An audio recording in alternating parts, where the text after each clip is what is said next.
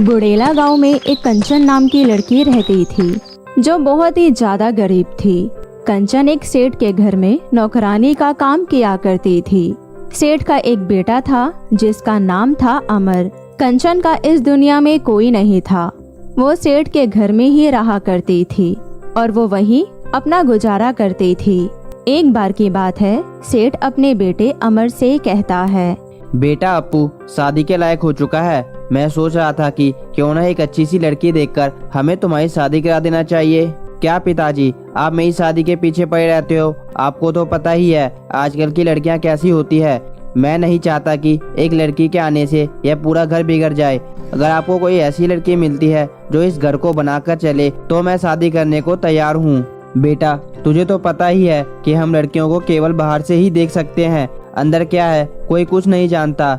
ऐसे में हमें कैसे पता चलेगा कि हम जो लड़की देख रहे हैं वह तुम्हारे लिए अच्छी होगी? पिताजी, हमारे पास किसी चीज की कोई कमी नहीं है। हमारे घर में जो भी लड़कियां आएगी वह बहुत खुश रहेगी। सेठ कुछ नहीं बोलता और चुपचाप वहाँ से चला जाता है। ऐसे ही दिन गुजर रहे थे। सेठ बीमार हो जाता है। सेठ की बीमार हालत में कंचन उनकी बहुत देखभाल करती है। ये देखकर सेठ को बहुत अच्छा लगता है और उसे कंचन के अंदर एक बहू का रूप दिखने लगता है। कंचन एक बहुत अच्छी लड़की है। इस लड़की के माँ बाप भी नहीं है। क्यों न मैं अपने बेटे अमर की शादी कंचन से करा दूं। कंचन वैसे भी बहुत समझदार लड़की है। वह मेरे बेटे को बहुत अच्छे से समझती है। कंचन बहुत ही ख्याल रखेगी। हाँ, यह बिल्कुल सही रहेगा। इतना सोचकर सेठ कंचन की शादी अपने बेटे अमर से करवा देता है। इस तरह कंचन और अमर की शादी बहुत अच्छे तरीके से हो जाती है। अब दोनों मिलकर बहुत ही खुशहाल जीवन जी रहे थे। लेकिन किसे पता था कि कंचन की जिंदगी में भूचाल आने वाला है। कंचन और अमर की शादी को 5 साल गुजर गए थे, लेकिन कंचन और अमर का एक भी बच्चा नहीं हुआ था। ये सब देखकर अमर को बिल्कुल अच्छा नहीं लगता था। कंचन को अब बहुत सारे ताने सुनने को मिलते थे। कंचन को ये सब ताने सुनना बिल्कुल पसंद नहीं था। ऐसे ही एक दिन कंचन बाजार जा रही थी। तभी रास्ते में कंचन को उसकी पड़ोसन मिलती है। अरे बहन, मैंने सुना है तुम्हारी शादी को 5 साल हो गए हैं, लेकिन तेरा अभी तक एक भी बच्चा नहीं है। तेरे पति में कोई परेशानी है या तो खुद ही बांझ है? कंचन पड़ोसन की बातों का कोई जवाब नहीं देती और वहाँ से चुपचाप सर नीचे करके जाने लगती है कि तभी पड़ोसन फिर एक बार उंगली करती है। अरे अरे, जा रही हो, मेरी बातों का जवाब तो दे दो। खैर, तुम अगर जवाब नहीं दोगी तो तुम्हें क्या लगता है हमें कुछ पता नहीं लगेगा? तुम जैसे बांझ औरतें मुंह लगने के काबिल नहीं होती। कंचन कुछ नहीं बोलती है और अपने आँखों में आंसू लिए वहाँ से चली जाती है। इसके बाद कंचन अपने घर पहुँच जाती है। कंचन घर पहुँचकर अपने पति अमर से सारी बातें करती है। मुझे एक बच्चा चाहिए। गांव की सभी औरतें मुझे बांझ बोलने लगी है। हमारी शादी को पूरे 5 साल हो गए हैं और हमें एक भी बच्चा नहीं हो रहा। मैं मानती हूँ अमर, हमारी शादी को 5 साल हो गए हैं और हमारा एक भी बच्चा नहीं हुआ है, लेकिन इसमें मेरा क्या कसूर है? ये तो भगवान की मर्जी है। तुम तो बस रहने दो। भगवान का नाम लेकर तुम अपनी गलतियों पर पर्दा मत डालो। जरूर तुम्हें कुछ न कुछ कमी है। मुझे तुम्हारा इलाज कराना होगा। इतना कहकर अमर कंचन का इलाज करवाता है, लेकिन उसके बाद भी कंचन और अमर का कोई बच्चा नहीं होता। ये देखकर अमर को बहुत गुस्सा आता है, जिसके बाद अमर कंचन को धक्के मारकर घर से बाहर निकाल देता है। बेचारी कंचन अब बेघर हो गई थी। उसको कुछ समझ नहीं आता कि अब वो कहाँ जाए। कंचन रोड पर तेज धूप में भटक रही थी। भटकते भटकते एक कूड़ेदान के पास कंचन को एक बच्चा दिखाई देता है। बच्चा देखकर कंचन खुद से कहती है, हे भगवान, तेरी लीला अपरंपार है। किसी को एक भी बच्चा नहीं देता और किसी को बच्चा दिया है तो उसे उस बच्चे की कोई कदर नहीं है। भगवान जाने ये कौन से बेरहम माँ और पिता है जो अपने बच्चों को यहाँ कूड़ेदान में फेंक कर चले गए। कोई बात नहीं, मैं इस बच्ची को अपने पास ही रख लेती हूँ। मैं इस बच्ची की परवरिश खुद कर लूंगी। इस बच्ची को मैं माँ और बाप दोनों का प्यार दूंगी। भले ही मैं भूखे रह जाऊँ, पर इसे कभी भूखा नहीं रहने दूंगी। इतना कहकर कंचन उस बच्ची को अपनी गोद में उठा लेती है और जंगल की तरफ निकल जाती है। जंगल में कंचन को एक छोटी सी कुटिया दिखाई देती है। कंचन उसी कुटिया में उस बच्चे के साथ रहने लगती है और उसकी अच्छे से परवरिश करने लगती है। ऐसे ही अब दिन गुजरने लगे। कंचन को काम की तलाश थी वो अब काम की तलाश में बाहर जाने लगती है। कंचन बच्चे को अपनी पीठ पर बांधकर मजदूरी करने लगती है और उस बच्चे का पेट भरती है। ऐसी ही एक बार कंचन की नज़र एक औरत पर पड़ती है, जहां वो देखती है कि वो औरत पैदा हुई एक बच्चे को नाले पर छोड़कर जा रही है। ये देखकर कंचन उसे आवाज लगाती है, दीदी दीदी, ओ दीदी, तुम इस तरह इस बच्चे को नाले पर छोड़कर क्यों जा रही हो?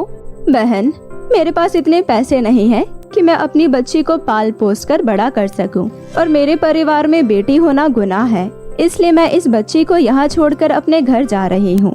मैं इसे अपने पास नहीं रख सकती हूँ। ना चाहते हुए भी मैं अपने दिल पर पत्थर रखकर इसे यहीं छोड़कर जा रही हूँ। इतना कहकर वो औरत वहाँ से चली जाती है। कंचन उस बच्ची को भी उठा लेती है। कंचन उस बच्चे को उठाकर अपने घर की तरफ जा ही रही होती है। कंचन को बच्ची ले जाते हुए वहाँ पर एक औरत देख रही होती है। उसके बाद वो चिल्लाकर बोलती है, चोर चोर चोर, ये देखो, ये औरत बच्चे चुराकर भाग रही है। अरे कोई पुलिस को बुलाओ, नहीं तो ये इस बच्चे को चुराकर भाग जाएगी और इसे कहीं ले जाकर बेच देगी। औरत की आवाज सुनकर वहाँ पर भीड़ जमा हो जाती है। सभी लोग मिलकर कंचन को बेरहमी से मारने लगते हैं और पुलिस को बुलाकर उसे पुलिस के हवाले कर देते हैं। पुलिस कंचन से पूछती है, अरे क्या ये तेरा बच्चा है? तभी कंचन एक परी के रूप में बदल जाती है। नहीं, ये बच्चा मेरा नहीं है। तो तुम इस बच्चे को लेकर कहाँ जा रही थी?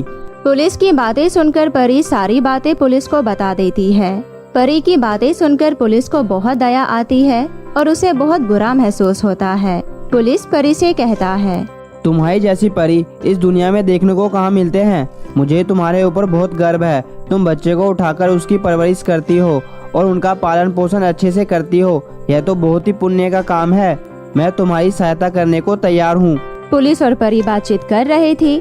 उनको बातचीत करता देख वहाँ पर बहुत सारे लोग इकट्ठे हो जाते हैं। उसी भीड़ में कंचन का पति अमर भी था। अमर सामने आता है और कंचन से कहता है, मुझे माफ कर दो कंचन, मुझे नहीं पता था कि तुम एक नेक दिल और ईमानदार लड़की हो। मुझे अपनी गलती पर पछतावा है। मैं माफ़ी के काबिल तो रहा नहीं, लेकिन फिर भी तुमसे अपनी गलतियों की माफ़ी मांगता हूँ। मुझे माफ़ कर दो कंचन।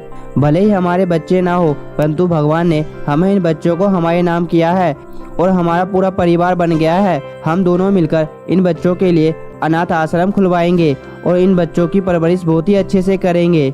परी कुछ नहीं बोलती और अपनी आंखों में आंसू लेकर अमर को गले से लगा लेती है।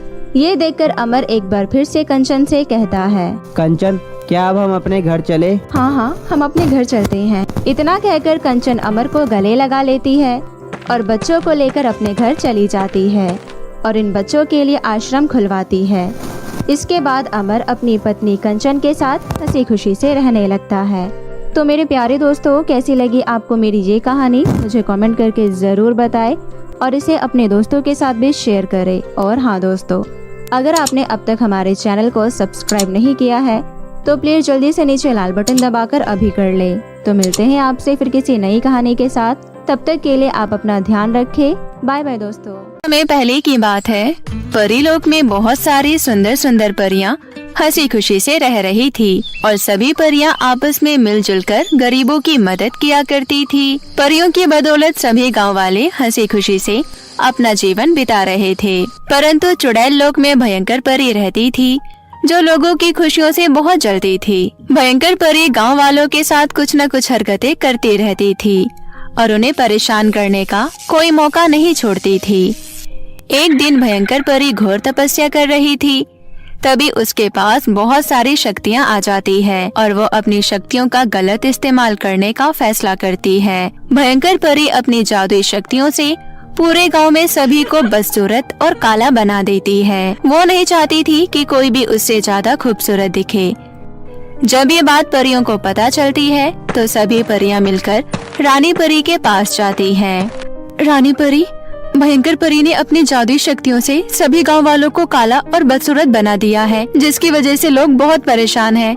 अपने इस हालत को देखकर वो मदद के लिए हमें पुकार रहे हैं। रानी परी, ये तो बहुत बुरी बात है। आखिर भयंकर परी कभी नहीं सुधर सकती। हमने भयंकर परी को बहुत से मौके दिए सुधरने को, परंतु अब हमें लगता है कि हमें भयंकर परी को एक बंदी बनाकर अपने साथ कैद में रखना होगा, नहीं तो ये भयंकर परी पृथ्वी लोक पर आम इंसान को जीने नहीं देगी। लेकिन रानी परी, आपको तो पता ही है भयंकर परी की जादुई शक्तियाँ बहुत बढ़ गई है, इसलिए वो लोगों के साथ इतना बुरा कर रही है। आखिर इतनी शक्तियों के आगे हमारी परियां भयंकर परी का सामना नहीं कर सकती है। तुम चिंता मत करो परियों, मेरे पास इसका एक उपाय है, परंतु इससे पहले हमें भयंकर परी के जादू को खत्म करना होगा और गाँव वालों को दोबारा उनकी खूबसूरती वापस देनी होगी। परंतु रानी परी, ये कैसे संभव हो सकता है? परियों, हमारे पास कुछ मेकअप किट रखी हुई है। मुझे लगता है कि हमें उस मेकअप किट की गांव में बारिश करवा देनी चाहिए। इससे गांव में सभी लोगों को मेकअप किट से अपनी खूबसूरती वापस मिल जाएगी और फिर हम सभी परियां एक बार फिर से भयंकर परी का ये सपना फेल कर देंगे। ये सुनकर सभी परियां रानी परी की बात मान लेती है। रानी परी अपनी जादुई शक्तियों से गांव में मेकअप किट की बारिश करवा देती है। ये सारा दृश्य गांव के कुछ लोग देख रहे होते हैं। अरे, ये तो कमाल हो गया, यहाँ तो ढेर सारे मेकअप किट की बारिश हो रही है। अरे नहीं नहीं बहन, मुझे तो ये कोई शैतानी ताकत का काम लगता है। कहीं ये सब चुड़ैल तो नहीं कर रही, जिसने हमें पहले से भी ज्यादा बदसूरत बना दिया है। हाँ, तुम सही कह रही हो, हमें यहाँ से फौरन निकल जाना चाहिए। इस तरह गांव वाले मेकअप किट की बारिश होते देख वहाँ से डरकर भाग जाते हैं। गांव वालों को भागता देख भयंकर परी की नजर मेकअप किट की बारिश पर पड़ जाती है और वो सब समझ जाती है कि ये रानी परी की हरकत है। भयंकर परी सभी मेकअप किट ले लेती है और गांव में एक भी मेकअप किट नहीं रहने देती, ताकि कोई भी गांव वाला उस मेकअप किट की सहायता से खूबसूरत ना हो जाए। दूसरी तरफ भयंकर परी की नजर से बचकर मेकअप किट एक तन्नू नाम की लड़की के हाथ में आ जाती है। थोड़ी देर बाद तन्नू मेकअप किट को उठा लेती है और अपने घर ले जाती है। तन्नू एक 12 वर्ष की लड़की थी जो अपनी माँ सरस्वती और अपने पिता संतोष के साथ रहती थी। तन्नू बहुत ही खूबसूरत और ईमानदार लड़की थी। तन्नू को बचपन से ही मेकअप करने का बहुत शौक था, परंतु भयंकर परी के जादू की वजह से तन्नू की खूबसूरती छिप गई थी। परंतु जब तन्नू के हाथ परी की वो जादुई मेकअप किट लगती है तो तन्नू इसका इस्तेमाल करती है। तन्नू जैसे ही वो मेकअप किट का सामान लगाती है, तन्नू बहुत ही खूबसूरत और आकर्षित लगने लगती है। अरे वाह, ये मेकअप किट तो बहुत ही अच्छी है। इसका जरा सा सामान लगाते ही मैं पहले से भी ज्यादा खूबसूरत और चमकने लग गई हूँ। अब इस मेकअप किट की सहायता से मुझे गांव के सभी लोगों को ठीक करना चाहिए। गांव के सभी लोग बहुत परेशान हैं। तन्नू एक छोटा सा ब्यूटी पार्लर खोलती है। तन्नू छोटी थी, इसलिए उसके पास बहुत कम कस्टमर आते थे, परंतु जो भी आता था वो बहुत खुश होकर जाता था। धीरे धीरे तन्नू पूरे गाँव में फेमस हो जाती है और अब गांव के सभी लोग तन्नू के ब्यूटी पार्लर में खूबसूरत होने के लिए आते हैं। तन्नू एक बहुत ही ईमानदार लड़की थी, इसलिए उस किट का वो गलत इस्तेमाल नहीं करती और वो कम पैसों में ही लोगों को खूबसूरत कर दिया करती थी। इसी तरह दिन बीत रहे थे। सभी गांव वाले खूबसूरत दिखने लगे थे। जब भयंकर परी को ये बात पता चलती है तो वो पृथ्वी लोक पर सब देखने आती है। भयंकर परी देखती है कि एक छोटी सी बच्ची गांव के सभी लोगों को खूबसूरत बना रही है। इसका पता लगाने के लिए वो भेष बदलकर तन्नू के ब्यूटी पार्लर में जाती है। हे लड़की, मैंने सुना है कि तुम काली लोगों को खूबसूरत बना देती हो। तुम मुझसे जितना पैसा लेना चाहो ले सकती हो, परंतु मुझे वो राज बता दो कि तुम ये सब कैसे कर लेती हो। क्योंकि तन्नू अभी बहुत मासूम थी और बहुत छोटी थी, इसलिए वो भयंकर परी की चाल नहीं समझ पाती और वो भयंकर परी को जादुई मेकअप किट के बारे में बता देती है। ये सुनकर भयंकर परी तन्नू से मेकअप किट मांगने लगती है। देख लड़की, अगर तू ये मेकअप किट मुझे दे देगी तो मैं तुझे पूरा माला माल कर दूंगी। तुझे किसी भी चीज की कमी नहीं होगी। मैं तुझे हीरे जवाहरात से भर दूंगी। देखो मैडम, मैं ये सब पैसे कमाने के लिए नहीं कर रही हूँ। मैं सिर्फ गाँव वालों की भलाई चाहती हूँ, इसलिए मैं उनका मेकअप करती हूँ। ये मेकअप किट बेचने का मेरा कोई इरादा नहीं है। आप यहाँ से जा सकती हैं। तन्नू की ये बात सुनकर भयंकर परी को बहुत गुस्सा आता है और वो तन्नू से वो मेकअप किट छीन लेती है। तन्नू बेचारी अकेली भयंकर परी का सामना नहीं कर पाती और वो मेकअप किट भयंकर परी छीन कर ले जाती है। ये सब परी लोग से रानी परी देख रही थी। तन्नू की ईमानदारी और साहस देखकर परी बहुत खुश होती है। रानी परी पृथ्वी लोक पर आती है और तन्नू से कहती है, मैंने देखा कि किस तरह तुमने सभी गांव वालों की सहायता की और लालच में ना आकर भयंकर परी का बराबर सामना किया। तुम चाहती तो तुम भयंकर परी से उस मेकअप किट के बदले हीरे जवाहरात और पैसे मांग सकती थी, परंतु तुमने ऐसा नहीं किया। हमें ये देखकर बहुत अच्छा लगा। इससे पता चलता है कि लोगों में अभी भी इंसानियत बाकी है। परंतु परी जी, मैं भयंकर परी का मुकाबला नहीं कर सकी और वो मुझसे जादुई मेकअप किट छीन कर ले गई। अब एक बार फिर से भयंकर परी की जीत हो गई और अच्छाई हार गई। तुम चिंता मत करो, ये सब तुम हमारे ऊपर छोड़ दो। तुमने गांव वालों की सहायता कर कर हम परियों की सहायता की है। इस समय भयंकर परी कहाँ होगी ये हम जानते हैं। तुम चिंता मत करो, बुराई कितनी भी बड़ी क्यों ना हो, अच्छाई से कभी नहीं जीत सकती। मैं भयंकर परी का सामना करने जा रही हूँ, जब तक तुम अपना और गांव वालों का ध्यान रखो। इसके बाद रानी परी भयंकर परी के पास लड़ने के लिए पहुंच जाती है। रानी परी और भयंकर परी के बीच में बहुत घमासान युद्ध चलता है। भयंकर परी रानी परी के आगे नहीं टिक पाती और वो हार जाती है। भयंकर परी की जादुई शक्तियाँ रानी परी छीन लेती है और उसे बंदी बना लेती है। उसके बाद सभी परियां मिलकर तन्नू को धन्यवाद देती है। आप परियों की मदद करना मेरे लिए सौभाग्य की बात है। आप मुझे धन्यवाद देकर यूँ शर्मिंदा ना करें। आप सभी परियां हम सभी गांव वालों की हमेशा प्रिय रहेंगी। इसके बाद गांव का पूरा माहौल बदल जाता है। गांव में सभी लोग पहले जैसे हो जाते हैं। रानी परी तन्नू को एक मेकअप किट गिफ्ट में देती है, जिसकी मदद से तन्नू गांव में एक ब्यूटी पार्लर खोल लेती है। एक बार की बात है, प्रिया अपनी माँ शकुंतला और पिता संजीव के साथ रहती थी। प्रिया के पिता सरपंच के खेतों में खेती किया करते थे। कड़ी धूप में वो अपना पसीना बहाते थे, तब जाकर सरपंच उसे दिन के 300 रुपए देता था कि 300 रुपए से दिन का खर्चा चल ही नहीं पा रहा था। प्रिया गांव के एक प्राइवेट स्कूल में पढ़ती थी। स्कूल की फीस भी अब बढ़ती जा रही थी। एक दिन प्रिया स्कूल से वापस आ रही होती है, तब वो घर आकर अपनी माँ शकुंतला से कहती है, माँ, पिछले 2 महीनों से आपने स्कूल की फीस जमा नहीं करी है। अब तो स्कूल के प्रिंसिपल भी आपको स्कूल में बुला रही है। अगर आप प्रिंसिपल मैडम से मिलने नहीं जाओगी तो फिर वो हमें स्कूल नहीं आने देंगी। आज तो उन्होंने मुझे क्लास से बाहर निकाल दिया था। मुझे बिल्कुल भी अच्छा नहीं लग रहा था। अरे बेटी, घर में इतने काम होते हैं, मेरे दिमाग से ही निकल जाता है। पर तुम अपने पिता को शाम को घर वापस आने दो। मैं तुम्हारे स्कूल की फीस निकालकर कल स्कूल में जमा करवा दूंगी। ठीक है, तुम बस अपनी पढ़ाई पर ध्यान दो और मन लगाकर पढ़ाई करो। ठीक है माँ, आप याद से शाम को पापा से पैसे ले लेना और कल स्कूल में जमा करवा देना। ठीक है बेटी, अभी जाकर तुम हाथ पैर धो लो। मैंने तुम्हारे लिए खाना बना दिया है। आज मैं तुम्हें अपने हाथों से खाना खिलाऊंगी। जब तक प्रिया अपना हाथ मुंह धोकर आती है, शकुंतला खाना गर्म कर देती है और प्रिया को अपने हाथों से खिलाती है।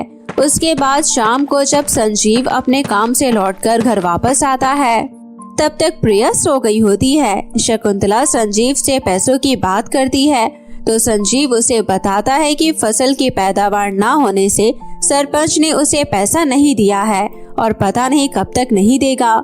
ये सब सोचकर तो शकुंतला भी परेशान हो जाती है।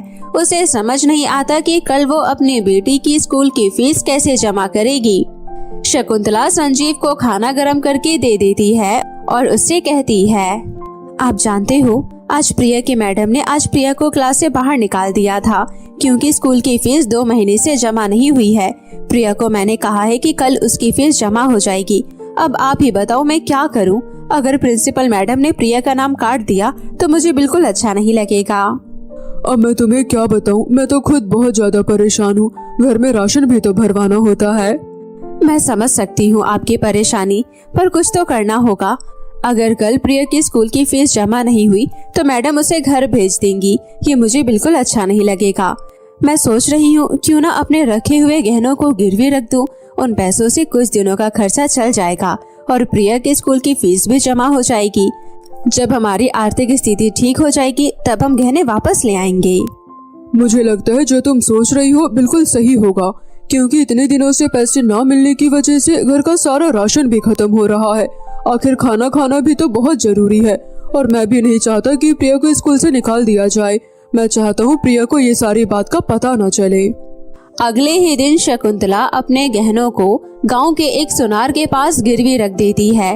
इसके बदले सुनार उसे कुछ पैसे दे देता है और गहनों को भी गिरवी रख लेता है। गहनों को गिरवी रखने के बाद उन पैसों को ले जाकर वो प्रिया के स्कूल की फीस भर देती है और बचे हुए पैसों से घर में खत्म हुआ राशन भी भरवा लेती है। शकुंतला सामान लेकर घर वापस आ जाती है और घर में सफाई करने लग जाती है। प्रिया स्कूल से आ जाती है। उसके बाद दोनों माँ बेटी खाना खाते हैं। शाम को संजीव लेट आता था। संजीव के आने से पहले ही प्रिया सो जाया करती थी। आप जानते हो, बाहर राशन पानी सब्जी सब कुछ महंगा हो रखा है। सब्जियों के दाम तो आसमान छू रहे हैं। दाल खाना भी बहुत मुश्किल है। समझ नहीं आता आखिर इंसान खाए तो खाए क्या। जब मैं बाजार गई तो सब्जियों के रेट सुनकर तो मेरे होश ही उड़ गए। समझ ही नहीं आ रहा क्या लूं क्या ना लूं। कुछ तो लेना ही पड़ेगा ना, जीना है तो, और इस पेट को भी भरना होगा। कह तो तुम बिल्कुल सही रही हो भाग्यवान। मैं तो कहता हूँ कुछ दिन तक सस्ती सब्जियाँ लेकर ही गुजारा करना होगा। आखिर गिरवी गहनों से मिले हुए पैसे भी कब तक चलेंगे। क्या करूं, लेकिन प्रिया है ना, कितने दिनों से कह रही है माँ मुझे मटर मशरूम खाने हैं, और मटर के रेट तो 100 रुपए है। और मशरूम तो तुम जानते ही हो, वो तो केवल अमीर लोग ही खा सकते हैं। अब मैं उसकी ये जिद कैसे पूरी करूं? रोज स्कूल से आकर कहती है माँ मटर मशरूम खाना है, मटर मशरूम खाना है। कोई बात नहीं, अगर प्रिया बेटी इतना कह रही है तो एक बार मटर मशरूम बना ही लो। इसी बहाने हम सब भी कुछ अच्छा खाना खा लेंगे। काफी दिन हो गए हैं, घर में कुछ अच्छा भी नहीं बना है। इतनी बातें करने के बाद सब लोग सो जाते हैं। अगले दिन सुबह उठकर प्रिया अपने स्कूल के लिए चली जाती है और संजीव अपने खेत पर काम करने के लिए चला जाता है।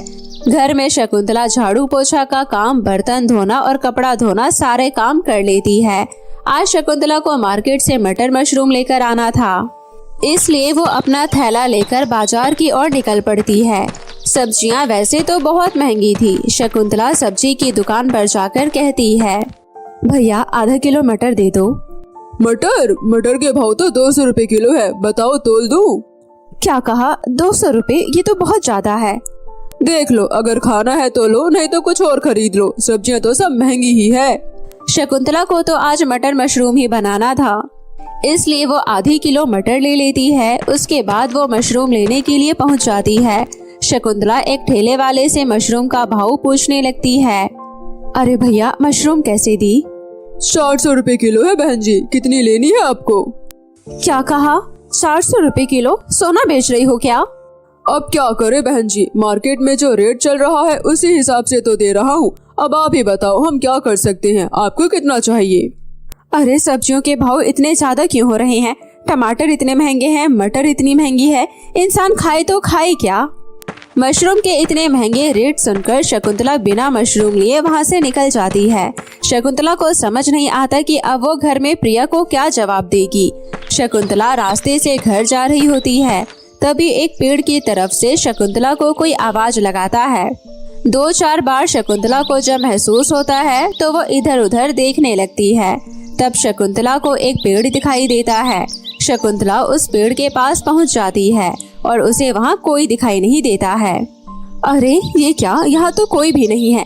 आवाज तो यहीं से आ रही थी। लगता है ये मेरा भ्रम होगा। बाहर धूप भी तो कितनी तेज है, मुझे घर चलना चाहिए। शकुंतला वहाँ से आगे जाने लगती है कि तभी उसे फिर से आवाज आती है। तब शकुंतला देखती है कि पेड़ के आसपास छोटे छोटे मशरूम लगे हुए हैं। उन मशरूम पर तो शकुंतला की नजर पहले गई ही नहीं थी। मशरूम को देखकर शकुंतला को अच्छा लगता है और वो आवाज को अनदेखा करते हुए मशरूम को तोड़ लेती है और थैली में रखकर घर ले जाने लगती है। चलो, लगता है भगवान ने मेरी सुन ली है और रास्ते में मुझे बिना पैसों के ही मशरूम मिल गए हैं। आज इन्हें बड़े ही प्यार से प्रिया के लिए बनाऊंगी। शकुंतला घर आ जाती है और वो मटर मशरूम बनाने की तैयारी करने लग जाती है। शकुंतला पेड़ से मशरूम तोड़कर लाई थी, इसलिए वो उन्हें अच्छे से धोने लगती है। धोते धोते मशरूम से आवाज आती है, अरे अरे, इस तरह में मसल क्यों रही हो? हमें दर्द हो रहा है। इतनी देर से हम तुम्हें वहाँ आवाज लगा रहे थे, तुम तो हमें सुन ही नहीं रही थी और यहाँ हमें धो रही हो। हे भगवान, ये क्या देख रही हूँ? मैं कहीं कोई सपना तो नहीं देख रही हूँ? ये मशरूम बोल रहे हैं। अरे तुम कोई सपना नहीं देख रही हो, हम कोई मामूली मशरूम नहीं है, हम जादुई मशरूम है, जादुई। क्या कहा, जादुई मशरूम? ऐसा भी भला हो सकता है क्या? अगर ऐसी बात है तो तुम मुझे चलो नाच कर दिखाओ। वो मशरूम तभी उछलने लग जाते हैं। शकुंतला देखकर हैरान हो जाती है और उसे उस मशरूम का जादुई होने का विश्वास हो जाता है। मशरूम शकुंतला से बातें करती हैं और शकुंतला मशरूम को सारी बातें बताती है। मशरूम अपनी जादुई शक्तियों से मटर मशरूम की सब्जी प्रकट कर देते हैं। वो सब्जी दिखने में बहुत स्वादिष्ट लग रहे थे। तभी जब प्रिया स्कूल से घर वापस आती है और उस दिन संजीव भी घर वापस जल्दी आ जाता है, तभी पूरा परिवार मिलकर मटर मशरूम की सब्जी खाता है। सब्जी बहुत ज्यादा स्वादिष्ट थी। माँ, सब्जी तो बहुत स्वादिष्ट है, मुझे और मिल सकती है क्या? अरे हाँ भाग्यवान, सब्जी तो बहुत अच्छी है। तुमने तेल मसाला सब कुछ बहुत अच्छे से डाला है। प्रिया और संजीव बड़े ही चाव से मटर मशरूम की सब्जी खाते हैं और तुरंत में उनका पेट भर जाता है। खाना खाने के बाद पूरा परिवार सो जाता है। अगले दिन सुबह उठकर वो अपने घर के कामों में लग जाते हैं। प्रिया स्कूल चली जाती है और संजीव अपने काम पर चला जाता है। घर के काम खत्म करने के बाद शकुंतला मशरूम से बातें करने लग जाती है। मशरूम धीरे धीरे खराब होने लग गए थे। शकुंतला को समझ आता है कि मशरूम खराब हो रहे हैं, उन्हें वापस जमीन में गाड़ देना चाहिए। मुझे लग रहा है कि अब तुम धीरे धीरे मुरझा रहे हो, तुम्हें वापस धरती में गाड़ देना चाहिए, नहीं तो तुम धीरे धीरे खत्म हो जाओगे। हाँ शकुंतला, तुम बिल्कुल सही सोच रही हो। तुम एक बहुत अच्छी और दयालु औरत हो। तुम मुझे अपने आंगन में लगा दो, मैं हमेशा तुम्हारी मदद करूंगी। तुम्हें जिस चीज की आवश्यकता हो तुम वो मुझसे मांग सकती हो। देखो, अभी तो मुझे कुछ भी नहीं चाहिए, मैं तुम्हें बाहर आंगन में लगा देती हूँ, पर जब मुझे कुछ चाहिए होगा तो मैं तुमसे जरूर मांग लूंगी। शकुंतला मशरूम को निकालकर बाहर आंगन में गाड़ देती है और उन्हें पानी दे देती है। मशरूम फिर से हरे भरे हो जाते हैं और धीरे धीरे बड़े होने लग जाते हैं। एक दिन सरपंच संजीव को काम से बिल्कुल निकाल देता है और शकुंतला के पास भी पैसे खत्म हो जाते हैं। कुछ दिनों तक तो शकुंतला दुकान से उधार सामान ले लेती है, पर एक दिन उधार लेने के लिए दुकानदार घर आ जाते हैं और वो शकुंतला और संजीव को धमकाकर चले जाते हैं। ये सब मशरूम देख रही होती है। तभी मशरूम अपनी जादुई शक्ति से शकुंतला का घर एक बड़े घर में बदल देती है और घर में सभी जरूरत की चीजें, एसी, टीवी, कूलर सब कुछ मौजूद कर देती है। ये सब देखकर शकुंतला को मशरूम की याद आ जाती है और उसे याद आता है कि मशरूम तो जादुई है। शकुंतला मशरूम को धन्यवाद देती है। मैं जानती थी कि तुमने ही ये सब किया है, तुम बहुत अच्छी हो, मैं तो भूल ही गई थी, मुझे माफ कर दो। शकुंतला, तुम बहुत अच्छी हो, तुमने कभी हमारा गलत फायदा उठाने की कोशिश नहीं की। तुम जानती हो कि हम जादुई है, फिर भी तुमने हमसे कुछ नहीं मांगा, पर हमने ये सब तुम्हारी भलाई के लिए किया है। अब हम यहाँ से वापस जा रहे हैं, इसलिए ये सब हमने तुम्हारे लिए किया है। तुम्हारा बहुत बहुत धन्यवाद। और फिर उस दिन के बाद से पूरा परिवार हंसी खुशी रहने लगता है। बहुत समय पहले की बात है। सुल्तानपुर नामक राज्य में एक आरती नाम की लड़की अपनी माँ शकुंतला और पिता संजय के साथ रहती थी। आरती की माँ की एक छोटी सी दुकान थी जिसमें वो सिलाई का काम करती थी। उसकी माँ नए नए डिजाइन वाले लहंगे और सूट सलवार बनाना जानती थी। एक दिन, माँ और कितना काम बाकी है? बेटा, अभी तो बहुत काम बाकी है। तुम्हें पता है, अभी अभी एक बहुत बड़ा ऑर्डर आया है जिसे समय पर पूरा करना है। अगर ये समय पर पूरा नहीं हुआ तो आगे से फिर हमें कोई भी ऑर्डर नहीं देगा। माँ, आप बिल्कुल भी चिंता मत करो, ये सारा काम समय पर खत्म हो जाएगा। पर अभी आप अंदर आओ। हाँ बेटा, पर थोड़ा सा काम खत्म करके मैं अभी आ जाती हूँ, तुम घर जाओ। नहीं माँ, मैं आपके साथ ही घर पर जाऊंगी, आप जल्दी से अपना काम खत्म कर लो। आरती एक बहुत ही सुंदर और सयानी लड़की थी। दिखने में वो जितनी ज्यादा सुंदर थी, उससे कई ज्यादा अच्छे उसके संस्कार थे। वो हमेशा दूसरों से अच्छे से बात करती थी और लोगों की मदद भी करती थी।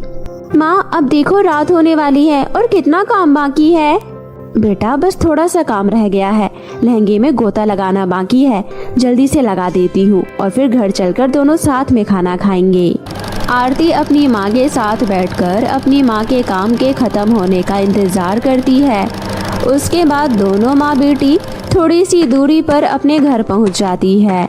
घर पहुँचने के बाद संजय शकुंतला से कहता है, आ गई तुम? आज तो बहुत देर हो गई, जल्दी से हाथ मुंह धो लो, फिर हम साथ में बैठकर खाना खा लेते हैं। हाँ, बस 2 मिनट में आई।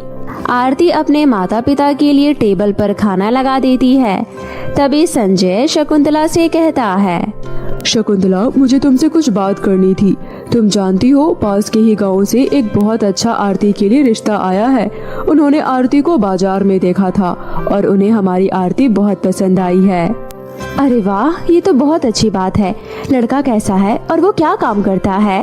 लड़का तो बहुत अच्छा है और वो शहर में नौकरी करता है। शहर में उसका बहुत बड़ा मकान बना हुआ है और घर का इकलौता वारिस है। अगर उसके पास इतना कुछ है और वो इकलौता भी है तो जरूर लेन देन भी होगा। आप जानते हो ना, हमने अपनी बिटिया की शादी के लिए ज्यादा जमा पूंजी इकट्ठी नहीं करी है। अरे भाग्यवान, तुम बिल्कुल भी चिंता मत करो, सब कुछ ऊपर वाले के ऊपर छोड़ दो। और हाँ, कल लड़के वाले हमारे आरती बिटिया को देखने आ रहे हैं, तो तुम उसे एक अच्छा सा सूट पहनने के लिए दे देना और उसे तैयार कर देना। इतनी सब बातें हो जाने के बाद सभी लोग अपने अपने कमरे में सो जाते हैं। अगली सुबह शकुंतला अपनी दुकान पर नहीं जाती है और घर की अच्छे से सफाई करती है और मेहमानों की खातिरदारी करने के लिए स्वादिष्ट मीठे पकवान बनाती है। आरती को देखने वाले घर पर आ जाते हैं। लड़के के माता पिता आरती से सवाल जवाब करते हैं। लड़का नहीं आया था, केवल लड़के के माता पिता ही आरती को पसंद करके और रिश्ता पक्का करके वापस चले जाते हैं।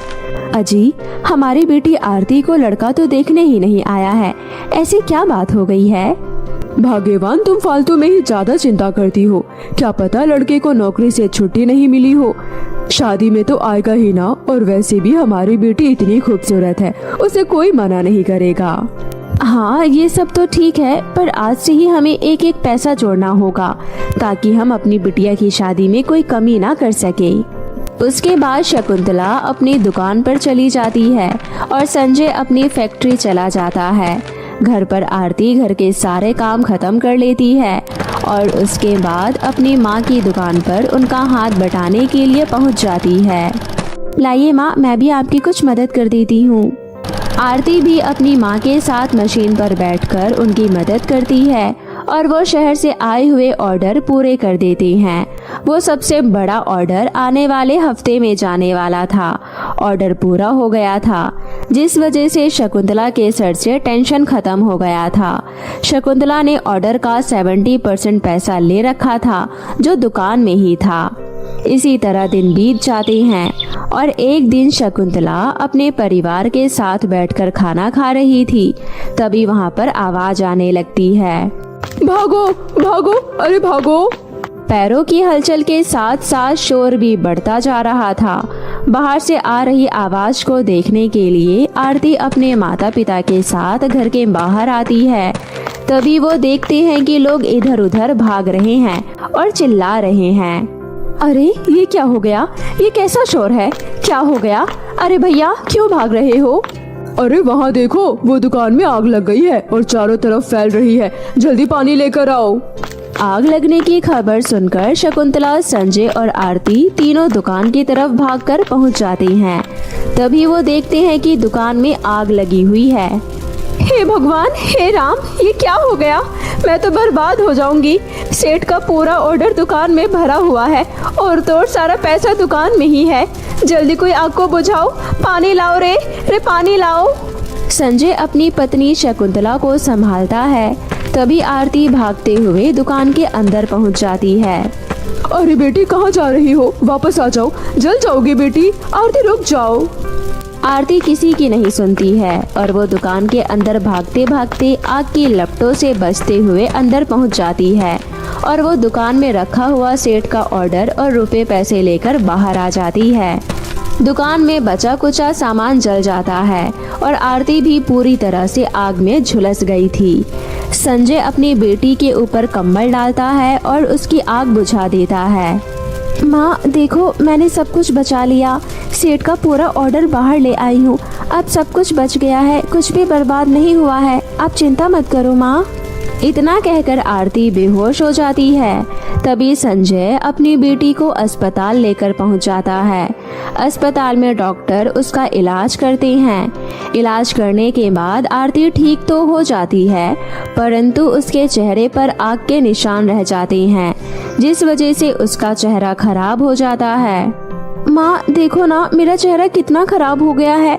मैंने कभी किसी के साथ बुरा नहीं किया है, फिर भगवान ने मेरे साथ ऐसा क्यों किया? नहीं बेटी, भगवान तो बहुत अच्छे हैं, उसने तेरे साथ कुछ बुरा नहीं किया है। एक समय आएगा जब सब कुछ ठीक हो जाएगा।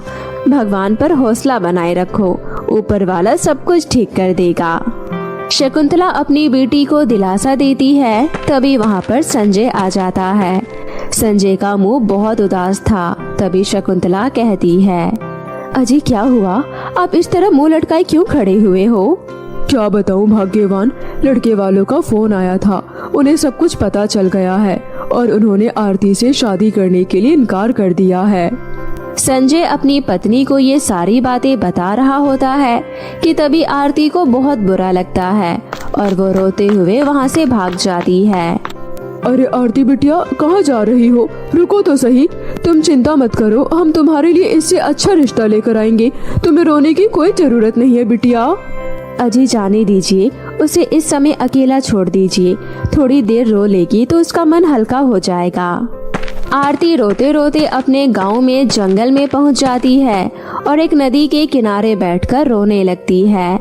आरती को जब भी अकेलापन महसूस होता था तो आरती अक्सर वहां बैठ जाया करती थी। आरती वहां बैठकर बहुत देर तक रोती है। आरती को रोता हुआ आसमान से एक परी बहुत देर से देख रही होती है और उससे रहा नहीं जाता और वो आरती के सामने प्रकट होती है और कहती है, क्या हुआ आरती, तुम यहाँ पर बैठकर क्यों रो रही हो? क्या आपको कुछ दिखाई नहीं देता है? आप ये मुझसे पूछ रही हो? क्या आपको कुछ दिखाई नहीं देता है? आप ये मुझसे पूछ रही हो? आपको मेरे चेहरे पर ये काले काले निशान दिखाई नहीं दे रहे हैं क्या? इसकी वजह से मेरे माता पिता को कितनी तकलीफ हो रही है। कितनी मुश्किल से एक अच्छा लड़का मिला था, अब उन्होंने भी शादी तोड़ दी है। मेरे माता पिता की तो नाक ही कट गई। अच्छा तो ये बात है, पर तुम्हारा चेहरा जल जाने की वजह से रिश्ता तोड़ना तो बहुत गलत बात है। हमें लड़के वालों को सबक सिखाना चाहिए। पर उससे पहले मैं तुम्हें एक जादुई मेकअप किट देती हूँ। इस मेकअप किट का इस्तेमाल करने से तुम्हारा चेहरा पहले से और भी ज्यादा सुंदर हो जाएगा और सारे निशान गायब हो जाएंगे। क्या सच में? आप सही कह रही हो, पर डॉक्टर ने तो कहा था ये निशान अब कभी नहीं जाएंगे। देखो, ये एक जादुई मेकअप किट है, इससे जिद्दी से जिद्दी निशान चला जाता है। तुम इसे एक बार ट्राई करके देखो। आरती परी को धन्यवाद करती है और उससे वो जादुई मेकअप किट ले लेती है। घर जाकर आरती उस मेकअप किट का इस्तेमाल करती है और धीरे धीरे करके एक हफ्ते के अंदर ही आरती का चेहरा बिल्कुल ठीक हो जाता है और अब तो वो और ज्यादा खूबसूरत लगने लगती है। अरे वाह बेटी आरती, तुम्हारा चेहरा तो बिल्कुल ठीक हो गया है। अब तो तुम और सुंदर लगने लगी हो। ये सब जादू कैसे हो गया? आरती अपनी माँ को अपनी पूरी कहानी बताती है कि किस तरह परी उसे एक जादुई मेकअप किट देकर जाती है और उसी की वजह से आज उसका पूरा चेहरा पहले जैसा हो गया। देखा बेटी, मैं तुझे कहा करती थी ना कि ऊपर वाला हमेशा अच्छे लोगों की मदद करता है। ऐसे ही एक दिन बाजार से आरती सब्जी लेने के लिए बाजार जाती है। तभी वहाँ पर एक सुंदर सा लड़का जिसका नाम रमेश होता है, वो आरती से टकरा जाता है। रमेश बहुत ज्यादा खूबसूरत होता है। रमेश आरती को एक ही नजर में पसंद कर लेता है। Hey beautiful girl, you are looking very gorgeous. Thank you so much. Aarti को भी रमेश बहुत पसंद आता है, पर वो उसे कुछ नहीं कहती और अपनी सब्जियां लेकर वापस घर आ जाती है। आरती का घर बाजार में बहुत पास था। सब्जी लेने के बाद आरती को घर में घुसता हुआ रमेश देख लेता है और अगले ही दिन रमेश अपने परिवार के साथ आरती के घर पर रिश्ता लेकर आ जाता है। तब पता चलता है कि आरती वही लड़की है जिसका चेहरा जल गया था और उसके माता पिता ने शादी के लिए मना कर दिया था। ये सब होने के बाद रमेश के माता पिता आरती के परिवार से माफी मांगते हैं। अरे कोई बात नहीं बहन, गलतियां तो सब करते हैं और आप हमसे बड़ी हैं। ये माफी मांगना आपको शोभा नहीं देता है। हमने आपको माफ किया और हम आपके बेटे से अपनी बेटी की शादी करने को बिल्कुल तैयार है। उसके बाद रमेश और आरती दोनों की शादी हो जाती है और दोनों हंसी खुशी शहर में अपना जीवन बिताने लगती हैं।